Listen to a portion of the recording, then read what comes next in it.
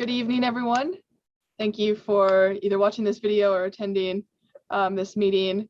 So tonight we're going to be talking about the proposed utility rate increases. We're going to be talking about the complexity and just the vastness of our public drinking water system, our wastewater system. We're going to be talking about the capital improvement plan, which is the plan and the comprehensive plan, which covers the cost needed to maintain and operate these systems. And then we'll be talking about the rate increases as well at the end. So my name is Lindsay Fields. I'm a water resource specialist in the Water Resources Department. And tonight, talking about our water operations is going to be Ed Andrews. He's our water maintenance supervisor. Talking about wastewater operations, we're going to have Roger Dickinson, who's our wastewater maintenance supervisor. Talking about the capital improvement plan will be Terry O'Neill. She's a senior utility engineer within the Public Works Department. And then talking about the new rate increases will be Peter Brooks, who's the water resources manager. We also have some other folks with us from the city tonight. We have Brandon McAllister. We have Scott Devlin, Scott Egger, who's the Public Works director. And we have Troy Wu, who's I think the director of finance. And so just some folks with us who can answer questions at the end. So with that, we're going to go ahead and start. And we're going to start with Ed Andrews, who is our water maintenance supervisor again. Ed, take it away. Thanks, Lindsay. My name is Ed Andrews. I'm the water supervisor for Lacey. I'm going to present some slides to help give you an understanding of the size and the complexity of the City of Lacey water system and show you some of the things that Lacey water technicians do every day to deliver you the highest quality drinking water. This is an overview of the necessary operations and maintenance work items that are paid for by utility rates. The City of Lacey Water Operations Department is located in the Lacey Maintenance Service Center at 1200 College Street Southeast, along with the wastewater, stormwater, transportation, parks, and equipment rental departments. Lacey Water Utility currently serves 74,000 customers over a service area of 28.9 square miles. The system spans from Beechcrest in the north all the way down to Horizon Point in the south and east all the way to the Nisqually Valley. The Lacey Water Department currently employs 25 full-time technicians that operate and maintain the system every day. The water department is divided into 3 maintenance sections. The first is water production and storage, which takes care of all the wells, reservoirs, treatment, chlorine production, booster stations, and SCADA and telemetry.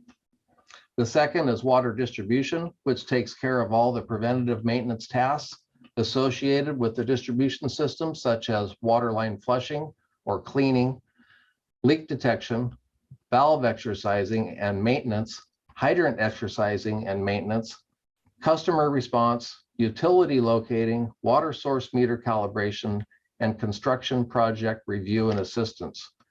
The third section is water repair.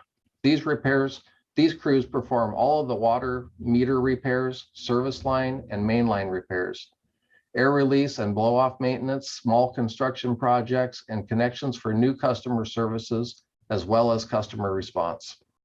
Lacey produces 2.7 billion gallons of water annually. 5 to 6 million gallons are produced daily during the winter. 12 to 6 million gallons are produced daily during the summer. We have 20 municipal production wells, 8 water storage reservoirs, 4 chlorine generation facilities, 2 iron and manganese removal treatment facilities, 1 pH adjustment facility, and there are 3 more in design on the way, 6 booster pump stations, and 9 pressure zones throughout the city, 5 electrically controlled pressure zone valves, and radio and cellular SCADA control and monitoring system. In order to produce this huge amount of water every day, all of the facilities in the following slides must be monitored, maintained, and repaired 24/7, 365. This is a picture of a typical water production well in Lacey. Here is a picture of another typical production well. You can see that Lacey technicians take great pride in their facilities by the cleanliness you see in these pictures. All 20 of our water production wells are very well maintained and kept in excellent condition by our technicians. All systems are monitored and maintained, both electrical and mechanical. The picture on the right is a well contractor removing the pumping equipment from source 19 at the Hawks Prairie treatment facility. This well is 650 feet deep. Lacey technicians work with and assist contractors with each well rehabilitation project. A Lacey water utility engineer recommends, designs, and coordinates each repair and rehabilitation project. Lacey has 20 well sources. It is necessary to maintain a schedule of rehabilitation of 2 to 3 wells each year to keep the wells functioning as intended. Lacey currently has 8 water storage reservoirs. The reservoir on the left is the 3 million gallon Stillicum reservoir located at the east end of the regional athletic complex. This is how most of our reservoirs look. Lacey technicians regularly inspect, clean, and maintain every reservoir in the system. The reservoir on the right, which is currently under construction, is Lacey's 8th water storage reservoir. It is called the sister tank. It is located next to the 4 million gallon Hawks Prairie reservoir on Marvin Road Northeast. This 2 million gallon sister reservoir will be put online in 2022. The 4 million gallon Hawks Prairie reservoir next to it will then be taken offline for necessary repairs and rehabilitation. The sister reservoir will provide the necessary pressure and fire flow for the water system, while the 4 million gallon reservoir rehabilitation project is taking place. Chlorine production and treatment.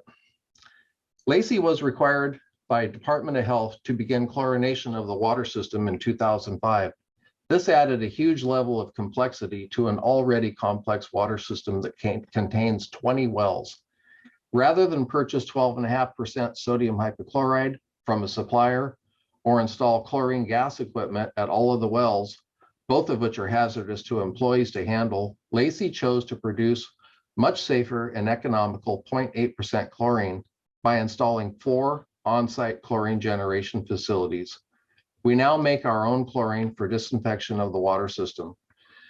The picture on the left is one of the 4 chlorine generation units operated and maintained by Lacey technicians. The chlorine we produce at these facilities is trucked by a technician to the other 16 well facilities for use.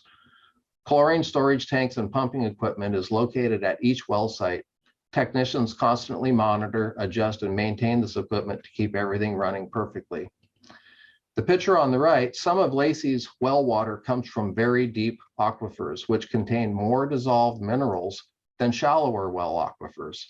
This requires us to filter the water to remove manganese and iron to provide Lacey customers with a quality product. The picture on the right shows what some of the filter tanks and plumbing look like at the Hawks Prairie treatment facility. Lacey has 2 iron and manganese removal treatment facilities that filter more than 1 billion gallons of water each year. We have 3 certified water treatment technicians that perform all of the required sampling, testing, maintenance, and repair of these treatment facilities. pH adjustment facility. Lacey currently operates 1 pH adjustment facility which raises pH to make the water less corrosive to the plumbing in buildings and homes. The picture on this slide shows a portion of the inside of the facility. This facility injects sodium hydroxide into the flow from the well at that location. Technicians monitor the process and equipment 24 hours a day, 365 days a year. We have 3 more pH adjustment facilities planned for other well sites where the pH of the water is slightly below recently updated required standards. These planned facilities are currently in the design phase. They will use a different technology which uses aeration of the water to strip carbon dioxide from the water, which will effectively raise the pH. Booster pump stations and pressure zones. The city operates 6 booster pump stations that perform a variety of functions. Some boosters, such as the facility shown here, help maintain water system pressure, as well as providing on-demand increases to fire flow when necessary. The picture on the right shows a large generator outside the building, which ensures 24-hour operation of the facility should there be a power outage. Lacey water technicians perform all of the required maintenance on the pumping, mechanical equipment, electrical and control systems, and generators. Lacey operates 9 water pressure zones within the system. Some of these pressure zones are controlled by booster pumps, which raise water pressure to customers who live in the higher elevation areas of town.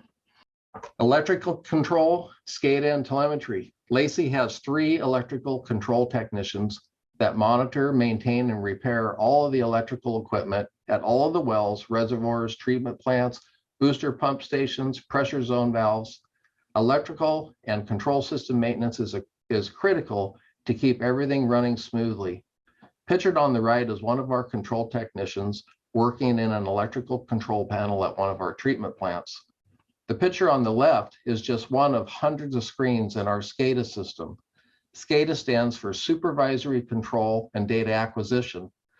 The SCADA program allows technicians to communicate with all of the facilities from a central computer in the office or even a special program on a laptop computer or a cell phone. System settings can be changed, alarms acknowledged, processes monitored 24 hours a day, 365 days a year.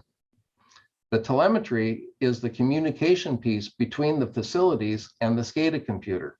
Currently, Lacey is in the process of phasing out our old radio communication system at the facilities and replacing it with a more reliable, high-speed cellular data communication system.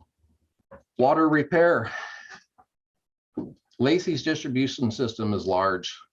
Our system currently covers 29 square miles and has over 400 miles of water main, over 11,000 valves, and more than 4,000 fire hydrants, and over 26,000 water meter connections.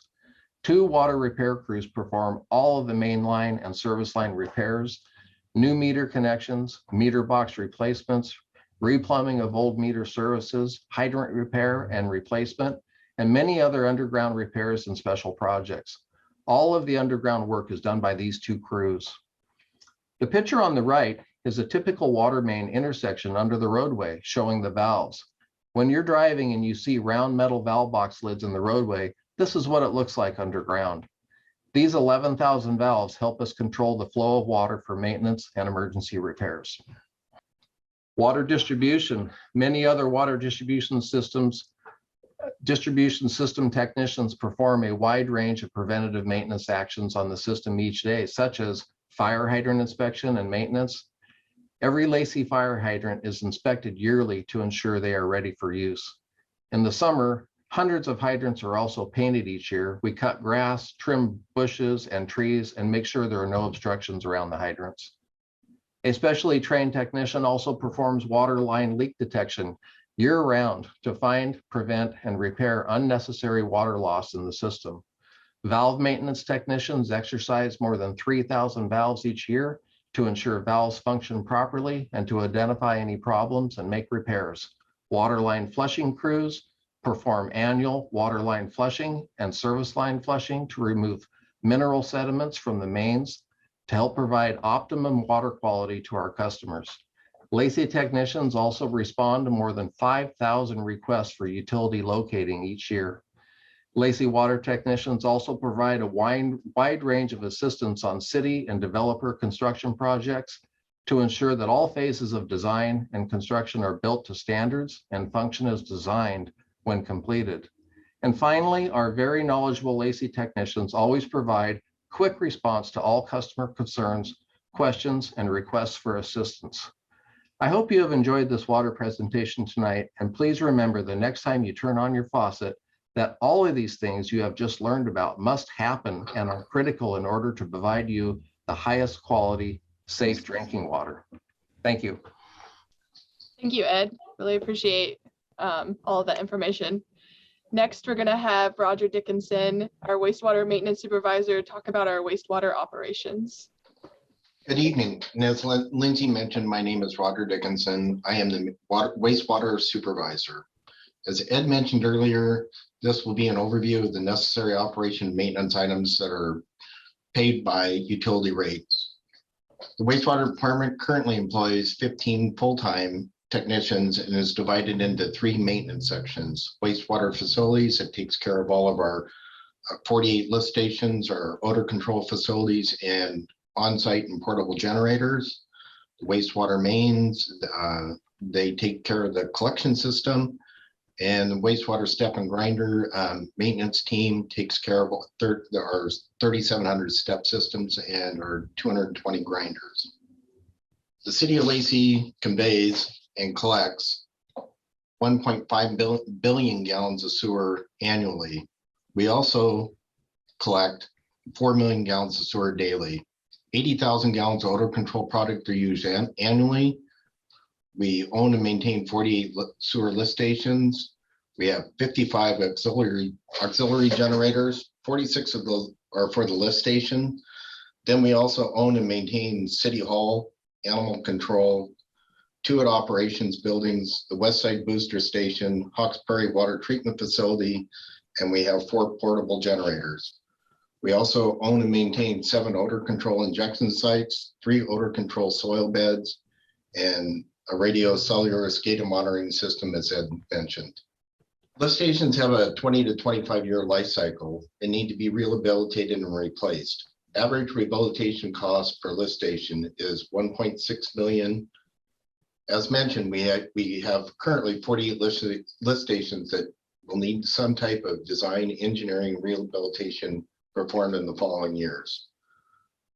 The next 3 slides will illustrate a few of the projects and how we use utility dollars to keep the wastewater system reliable and sewer flowing. The city of Lacey built this lift station in 2010. It's lift station 49. This station is considered a regional lift station, will handle the majority of the sewer flows from the northeast. The cost to construct this building and site was about $5 million. This is another lift station built in 2011 to replace an aging undersized vacuum prime lift station that was built in 1980. In 1973, this wet well dry well lift station was built. In 2000, the city of Lacey upgraded the control cabinet, replaced the pumps and motors. Then in 2020, we added an on-site generator to ensure the power, when power was lost, the station would still run uninterrupted. We're planning in the next few years for rehabilitating the station and turning it into a submersible station. Estimated cost $1.6 million. Ed has already gone over what SCADA control system and the function of it. I will briefly highlight the wastewater side. The wastewater department has 2 control technicians that monitor, maintain, repair all of the electrical, telemetry, and PLC equipment at all of our lift stations. They load bank all of our on-site and portable generators yearly to ensure reliability. So when the power goes out, the station will keep running, sewer will continue to flow. They also provide electrical work on 3,700 step systems, 220 grinders. Electrical and control system maintenance is critical to keeping everything running smoothly. This picture is one of our lift station sites. As you can see, we monitor a variety of alarms for each site. Like the water department, we also monitor our sites 24 hours a day, 7 days a week, 365 days a year. In the next 3 years, we'll be phasing out our radio system and going to a more reliable high-speed cellular communication. The city owns and maintains 182 miles of gravity sewer.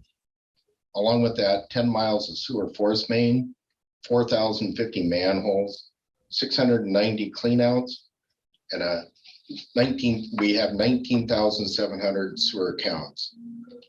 These are a couple pictures of equipment we use to maintain the gravity system. The picture on the left is a Vector cleaning truck. Cost is around $600,000 to buy one of these. The other one is the sewer TV truck on the left, approximately $225,000 for that truck. These are some pictures illustrating what we see in our collection system at times. On the left is a grease blockage. In the center is a root intrusion. And on the far right is a protruding tap that also causes issues with roots coming in. Our sewer mainline cleaning and televising are performed on a routine basis and a goal to clean the entire distribution system every 5 years. High pressure cleaning helps to remove accumulated debris in the pipe, such as sand, silt, grease, roots, and rocks. If debris is allowed to accumulate, it reduces the pipe capacity and a blockage can eventually occur. Our TV inspection allows our operators to identify locations of several of our sewer laterals, pipe material, pipe size, obstructions, identifies rehabilitation requirements that need to be repaired or replaced. In the wastewater step and grinder section, we own and maintain 3,700 residential step systems, 220 grinders. We have 1,200 valves that we own, 70 miles of step force main, and we perform maintenance on every system that we own, every step system we own on an 8-year cycle. Some things to know about this: STEP stands for septic tank effluent pumping. It's a system that consists of an underground tank with a filter and a pump inside. Wastewater from the home sinks into sinks, showers, and appliances and drains. Toilets flow into the collection tank. The city is responsible for pumping the step tank, all pumps and components, and the lines leading from the tank to the sewer main. Our crews need to perform, on average, 470 full system maintenance a year to stay on an 8-year cycle. These are pictures of the crew and what they find on occasions inside the step tank. This root wall that you see is only 1/3 of what was removed. And on the right-hand side, our city manager came out and worked with our crews for a day. In closing, please remember the next time you flush your toilet, run your dishwasher, do laundry, or take a shower, it takes the infrastructure and equipment to ensure your sewer never stops flowing. Thank you. Again, thank you, Roger, just for illustrating how many moving parts we have in our sewer system and what it takes to keep the sewer moving and from backing up into people's homes. And so next we have Terry O'Neill, who is the Senior Utility Engineer, and she will be talking about the capital improvement plan. Terry? Yeah, so good evening. My name is Terry O'Neill, and as Lindsay indicated, I'm the Senior Utility Engineer for the City of Lacey. Let me start by saying thank you for attending this evening. So my part of the presentation, I'm going to talk about the comprehensive plans component of the capital improvement project. The next slides that I'll go over provide more information specifically about the projects. Well, the question always comes up of why do we actually complete comp plans? One of the first requirements is state law. The WAC and the RCW are very specific about what we need to do as far as comprehensive plans. These plans actually help the city provide information to public and the regulatory agencies about what the city is going to do for the next, in this case, 7 years. It also provides the city an approach about a long-term planning strategy and continue to what we're going to grow for high-quality services to its customers. For the next 7 years, we have 84 projects worth $125 million. We break those up into different categories, which include general water supply, which includes water rights and wells, water quality and treatment, storage, pump stations, pressure regulating stations, pipelines, which include such items as capacity improvements, water main replacements, and other pipeline improvements. And then lastly, there's just a general category, which includes our comp plans and asset management and other such projects. On the wastewater side, there are 62 projects that will encompass about $44 million over the next 7 years. These also are broken into different categories, which include lift stations, force mains, gravity mains, septic abatement, and then of course, plans and studies and general items. One of the things we include in these projects is also funds for opportunities for decreased construction costs. This includes items such as city and county transportation projects because it's more cost effective to actually install mains and such like that at the same time as other city improvements. So while working on the water comp plan, we evaluate the supply, water quality, and analyze the system, mains, and pressures. On the wastewater comp plan, we evaluate the lift station, service area, and flow characteristics, and conveyance via mains and manholes. Based upon that type of information, we then come up with a comp plan. And the comp plan is seen here per year of how much we will expend for the projects. The blue shows the water and the green shows the wastewater. Our system, water system is approximately double the size of the wastewater system, and our comp plan for the water system reflects the size of that system. This is a list of all of our water projects from 2021 to 2027.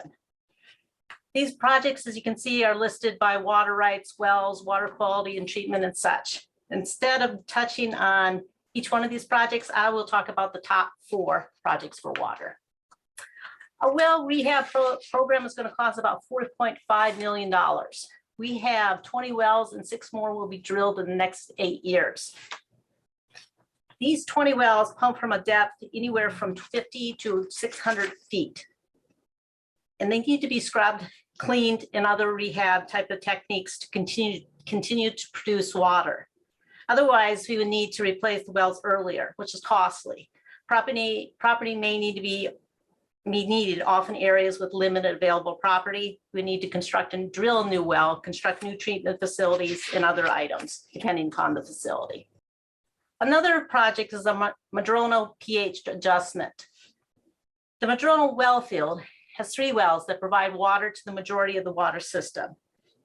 These 3 wells can pump up to 4,800 gallons per minute, which makes this Lacey's highest capacity well field. 3 new pH adjustment facilities will be constructed in the next 3 years, which includes one up in the Beechcrest area and another in the well field off of College Street. So the question comes up, well, why are we going to adjust the pH? So after Flint, Michigan, there's an increased level of concern about corrosion. And the EPA and Washington DOH has mandated improvements to minimize corrosion for our customers' pipes. The Terry CARGIL Reservoir is going to be constructed in starting early 2021, it's late 2021 or early 2022. This is a 1.2 million gallon elevated reservoir and will be our first elevated reservoir for our system. It's located in the Intelco Loop area, which is west of College Street and north of Yelm Highway. Water tank will include water for fire flow, operation and maintenance, and then peak water demands. So one of the things about the Lacey water system is that the Lacey area started out with a number of small water systems. The city purchased many of these systems, which were installed with substandard material. In addition, over time, fire flow requirements have increased. So given these factors, we have a robust water main replacement program. And so as you can see, we spend about $17.2 million over the next 7 years. I'll move now over to our wastewater capital improvement projects. Again, here's a list, which I will not go through in detail, but instead touch on 4 top projects in wastewater. Capital City Septic to Sewer Conversion Program is going to cost $7.2 million from 2021 to 2027. In this project, the construction started in 2020 and will be completed in 2022. The project has 406 septic conversions, and we've had 200 conversions to date. The whole project includes 102 manholes, 3,200 feet of 12-inch main, and over 2,000 feet of 8-inch main. The total connection fees for the whole project, phases 1 and 2, will be $3.5 million. Barnaway and Galaxy Wastewater Main, a $3.3 million project, will increase the capacity of the gravity sewer main between Galaxy Drive and Ho Street. This gravity main flows to the Lots Martin Way pump station and will send which sends a large portion of the flow to the Martin Way treatment plant. Another project is the Golf Club wastewater main. Hydrogen sulfide gases are formed in wastewater collection systems. This gas occurs naturally and is detrimental to mains and manholes. The Golf Club main has deteriorated and needs to accommodate flows from Lift Station 3. Lift Station 3 pumps at 1,300 gallons per minute, and the main will be upsized to accommodate this flow. Which brings us to Lift Station 3. With aging infrastructure and access issues, due to this lift station being located in the shoulder, this station will be upgraded. The replacement project will include a new electrical control building with a restroom, permanent standby diesel generator for emergency backup power, and other items. The new lift station will provide safer access for the city staff. Currently, with the existing station located on the shoulder, there are issues about access and then also potential for issues that it could arise being on the shoulder. The new station will be located on the property adjacent to the existing site. So this concludes my presentation on the $125 million water projects and $44 million wastewater projects that will occur over the next 7 years. Thank you, Terry. And finally, here to talk about the utility rate increases and then the utility rate increase schedule is Peter Brooks, who is our Water Resources Manager. Thanks, Lindsay. So as Lindsay said, I want to talk about utility rates. Next, thank you. So there are 3 components to this section of the presentation. First, we'll talk briefly about utility rate making, that process. Then I'll present the rate forecast, our proposed rates. And then at the end, I'll close with a typical utility monthly bill under these proposed rate increases. So rate making has to encompass a number of factors in order to see the whole picture and account for all the costs. So they have to cover the cost of providing the service. So right at the get-go, there is the service you get as a Lacey rate customer, sewer water customer, and you pay just for those services coming. As new miles of pipe have to be built to serve new development, that cost is covered under what we call a general facility charge. So growth is paying for growth. But as you saw with Ed's presentation about water and Roger's presentation about wastewater, there are literally hundreds of millions of dollars of assets that have to be maintained. They have to be operated, kept running, they have to be repaired. And as parts wear out, we have the capital projects to replace worn out stuff, just to keep the same system that serves you running. So all that costs money with the utility salaries and benefits and supplies, materials, production, storage, cross connection. And then when we actually replace stuff, there's the capital costs, and a number of those are listed for you there. So how much revenue is needed? Well, first you have fiscal policies, and to keep this conversation simple and brief, we're not going to get into that. But just as an example, it would be like, how much money do you have to have in reserve?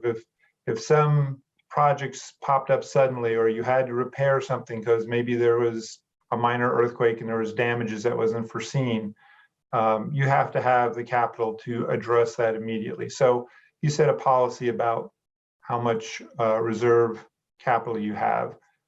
There's a bunch of other policies that are done in this process of figuring out the comprehensive planning, if you will, for each utility.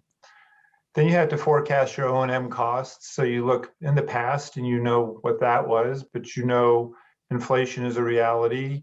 COVID and supply chain problems are creating cost increases in materials. So you have labor, you have materials, so that goes up. Then you have the rate funded capital. Again, there'll be increases there. You anticipate that, you know what you did last year, how much more is it going to cost the next year? And then there's existing and new debt service. So we don't want to be raising rates dramatically and cause rate shock on our customers and then drop the rates when we don't have a lot of projects coming up. Things should be kind of even. But as you noticed in Terry's slides, the first years, both in the water and the wastewater utility, have lots of very expensive projects. So the way we accomplish that is we go out for debt, municipal bonds, and with that money, we're able to pay for all this without having to have a dramatic rate increase. But those debts have to get paid off. So you have to figure in the principal and interest on that debt service. So all this goes into figuring out how much revenue you need. So let's look at the water revenue requirement next. This is the rate schedule for the water utility as of July 1st, 2021. Typically, what happens is rates are raised, implement the new rates on January 1st. But January 1st, we were still in one of the waves of COVID, and people have been laid off from work. People were having a hard time paying bills. So the city council thought maybe this isn't a good time to implement the rate increase. So they held off the rate increase until July 1st, just to see if things would improve. July 1st, they authorized a 5% rate increase for the water utility. So the numbers you see there are the rate structure that's in place as of July 1st, so currently. The water utility is a volumetric charge and a fixed charge. The fixed charge right now is $17.45 a month. That's what you pay just to be a water customer. That charge does a number of things. It takes care of administrative costs of making a bill and things of that sort. It also has a rate stabilization component to it. So we anticipate getting a certain amount of revenue out of the irrigation season. What if we had a really cold, wet summer and we didn't sell much water? You need to balance that against the years where you have a lot of water sold, a hot, dry summer like this last one. So there's some rate stabilization in that fixed charge. And then you'll see there's 4 tiers of volumetric charges. And it says 0 to 600 CF, that's cubic feet. So that's the unit we use to measure how much water you're purchasing.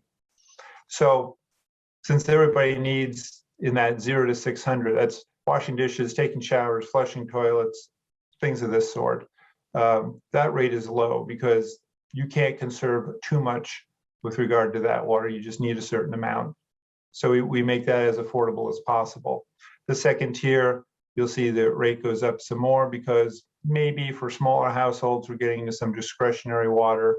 And then there's the third and the fourth tier, which again are even higher.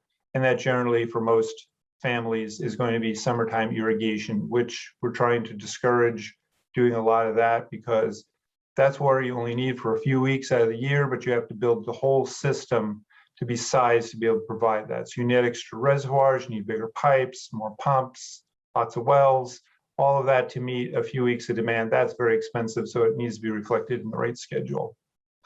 And then in group 2, those are the multifamily, which are like apartment buildings, mobile home parks, lots of dwellings and commercial. All of these typically have a very large but consistent amount of water they use every month.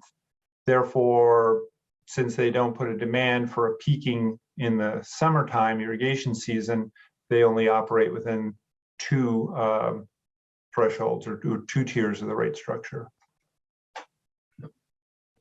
So this slide is very similar to one Terry showed in her presentation. It's showing the water capital improvement plan. So the first 3 years, we have large amount of projects, and then it kind of tapers off in 24 through 27. And that leads you then to the revenue requirement. So each one of those bars is composed of the 4 categories down in the legend. The dark band at the bottom is your operation and maintenance expense. Then there's a thin kind of purpley band, and that's existing debt service. So from the past, we sold some municipal bonds and we have to keep making payments on that. So that's what that is. And then the teal color is new debt service. So as you saw, there are lots of projects that happen early on that will burn up a bunch of our reserves. So then we'll have to go out to the bond market and take on some new debt. So that's what's reflected in the teal color. And then rate funded capital, that's the actual amount that is in the tan color up above. And you can see then what the rate schedule looks like. Well, it'll present it again in another slide, but 5%, as I mentioned, was this year's rate increase. And then the proposal for the 6 years after that is 5.25% each year. And then right above that at the top of the bar, that is the amount of the monthly increase going forward. That's just for the water utility. Okay, so residential bill forecast. So again, there's the percentages that are proposed. The 5% mid-year in 2021 has happened. The others are the ones proposed. And then the number below that is what the water bill would look like for a so-called typical residential bill. So if someone used exactly 700 cubic feet per month, then under each of the years with the proposed rate increases, that is what the water portion of their utility bill would look like. And then the bottom table simply shows how much debt we need to take on at certain times in order to complete this plan. So that then takes us to the wastewater revenue requirement.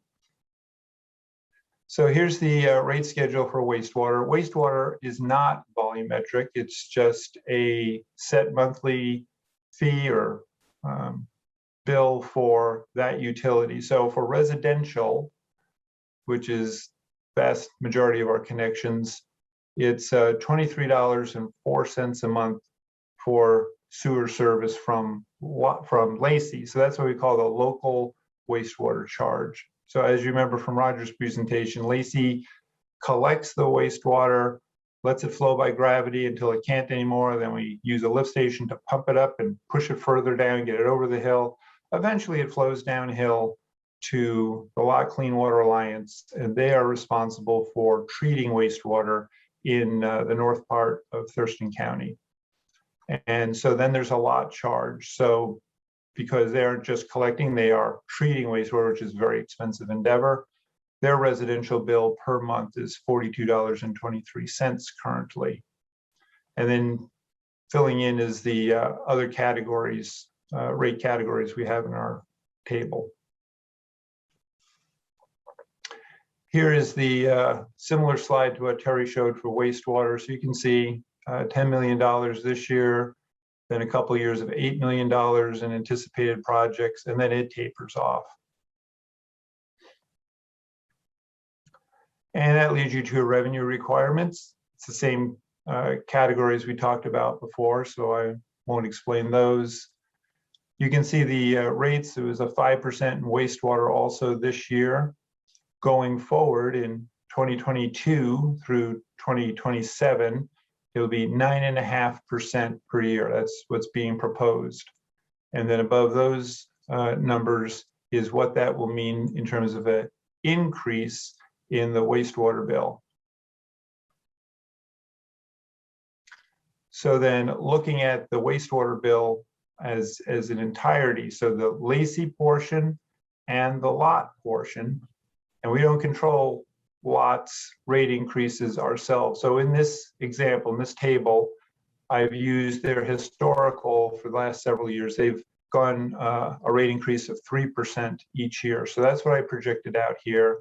And then the Lacey proposed increases of 9.5% a year. So if that's how it all works out, then the combined Lacey and lot wastewater service charge each month are the numbers you see in the table. And then the bottom table is the indebtedness that we have to take on in 2023 and 25. So when you put it all together, you get your typical utility bill. And we haven't talked much about stormwater, and the reason for that is water and wastewater is what we are really focusing on right now in terms of coming up with a new proposed rate schedule for the next, well, this year plus 6 more years, so through 2027. So we didn't want to complicate it further with another presentation about stormwater. But you can see here that the bottom color, the dark green, is the water utility. The teal color is Lacey's local wastewater charge. The purple is Lot's portion of that wastewater bill. So from the previous table where it was combined, now they're broken out for you. And then the tan on the top is the stormwater charge. So you can see each of them with their numbers. And then the numbers on the top of each of the bars is that bill combined. So if you were the typical residential customer and you use that 700 cubic feet per month for water, you would be paying $115.47. Now, You probably aren't exactly typical. You may use less, you may use more. Maybe in the summer you use a lot more, in the winter you use less. So your bill is going to vary from month to month. But for comparison purposes, that's what the typical person would use in 21. And then you can see with all the different rates in play that are being proposed, what the bills would look like. So that concludes the material we have to present. And if you have questions, you can certainly contact any of the panel members and ask those questions, get clear on it.